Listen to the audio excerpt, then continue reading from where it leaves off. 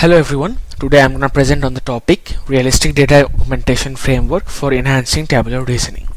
So first of all, what is tabular inference? So tabular NLI or tabular inference is similar to general NLI. Only difference is that in tabular NLI the premises are tables and the task is to decide whether a hypothesis is entail, neutral or contradictory with respect to the premise. For example, here we have three hypotheses. Right? First is Janet Leigh died in the fall of 2004, which is entail.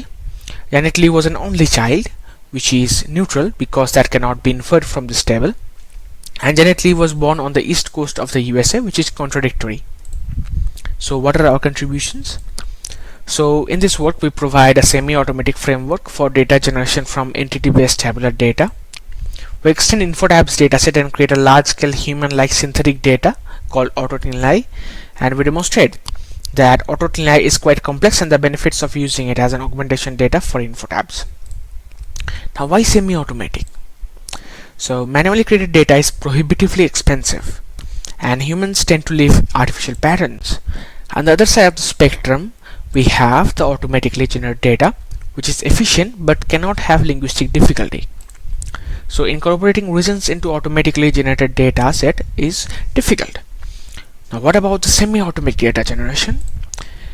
Here we can produce large-scale quality data sets at a reasonable cost. So what is our framework? In our framework we have our original table. We generate counterfactual tables from the original table and we generate templates from the original table. Now we use these templates to generate entail and contradict from the original as well as the counterfactual table, and we generate premises from both the original and the counterfactual table. So how exactly do we generate these sentences?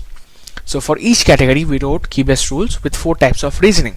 First is temporal, second is numerical, third is spatial, and fourth is common sense and knowledge. So here we have 4 templates. First is person was born before some date, the age of person is more than some age, person has some number of children, and person graduated from some university. So here we see that H1 is temporal, H2 is temporal, H3 is numerical, and H4 is common sense and knowledge. So among all the 4 we have the third one, which is contradictory, because we add a certain number to the actual number of children here. So how do we get the sentences now? So here we replace the person name, here we replace the born, and here the died. So we get Janet Leigh was born before 1940. Similarly here we replace the person name, here replace the born, and here we replace the died. So we get the age of Janet Leigh is more than 70. Similarly in this one, here we replace the person name and the children, and so we get Janet Leigh has 3 children because we add some number between 1 and 5. And here we similarly replace the person name graduated from this university. So Janet Leigh graduated from the University of the Pacific.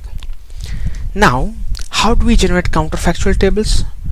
So we use 3 operations to do that. First is add, second is substitute, and third is delete. So let's say we substitute the date for died. So here we see that 2004 is replaced with 1907. Now look at it carefully. Is this right? No, it's not. It's obviously wrong since a person cannot die before being born. So we need some constraints here in place to save the rationality of the tables after an operation. The constraint here would be the born date has to be less than or equal to the died date.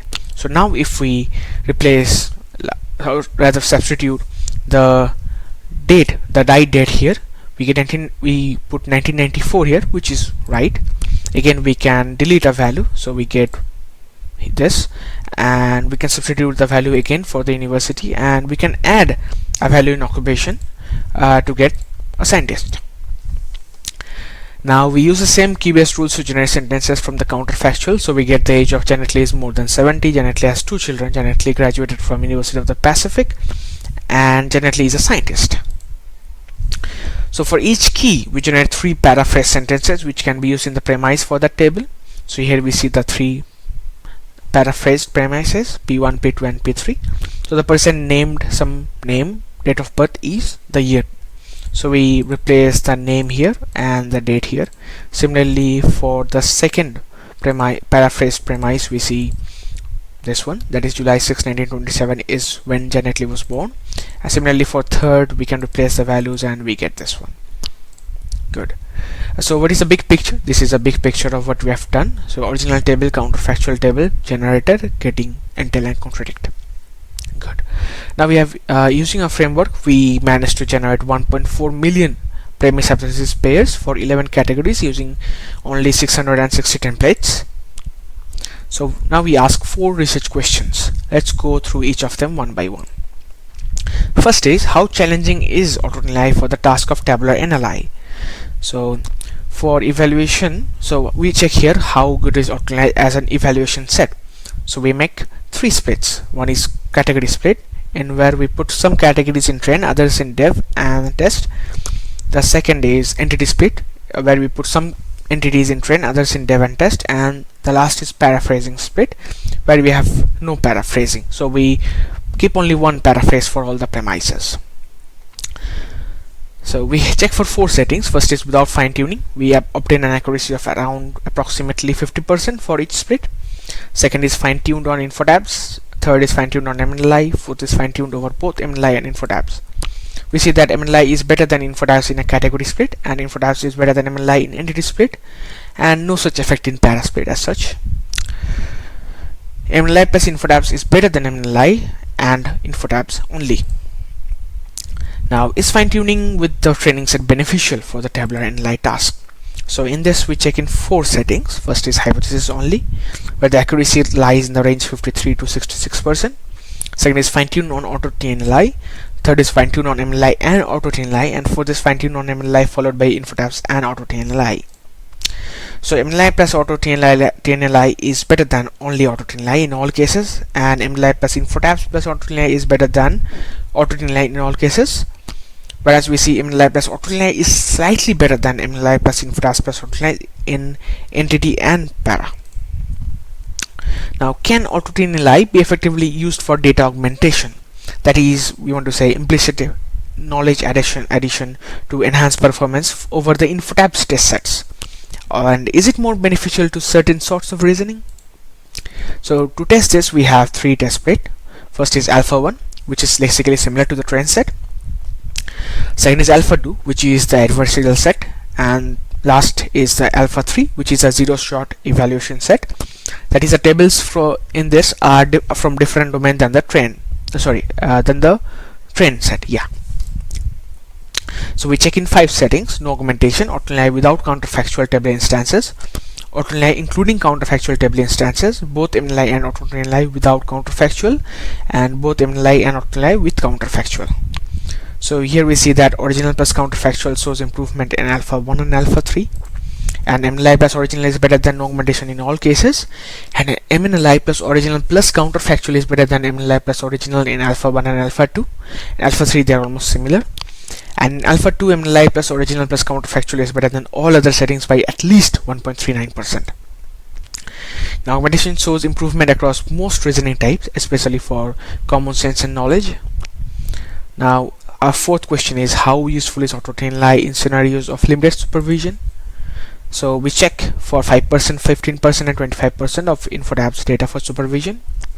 So we find that for alpha 1 MLI plus original plus counterfactual is clearly the best in all cases, and AutoNLI always helps the model. Similarly, in alpha 2 AutoNLI always helps the model, and MLI plus original plus counterfactual and MLI plus original are quite close and always give the highest accuracy. Even in alpha 3 we see that AutoNLI always helps the model, and MLI plus original plus counterfactual gives the highest accuracy when greater than or equal to 15% data is used. Now, to evaluate the quality and correctness of the data, an expert annotator is asked to mark about 1300 premise hypothesis pairs, and we see that 99.4% of the labels are correct, and we obtain an average grammar score of 4.89 and average complexity score of 3.64. So why not automatic generation? So we generate sentences using GPT J6B and classified each sentences into 5 classes: correct, factual error, overfit error, hallucination error and repetition error. We see that 32.7% were correct, among 110 sentences generated. Among the rest, majority of them had factual error, followed by hallucination error, overfit error, and repetition error. So, what are the takeaways from our work? We first of all propose a semi-automatic framework for generating data from tabular data. We used this dataset as an evaluation dataset, a standalone dataset, and an augmentation dataset. In the augmentation case, we checked for both limited and full supervision, and we showed that this dataset can be beneficial in adversarial circumstances. For any questions, you can send an email to this email ID, and you can go to these links for more details. Thank you.